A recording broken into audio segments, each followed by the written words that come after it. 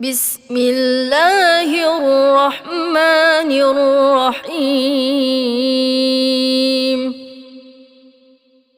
قل يا أيها الكافرون لا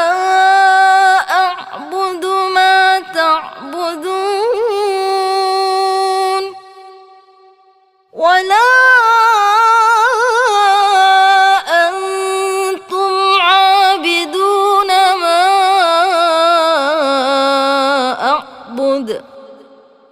ولا أنا عابد ما عبدتم ولا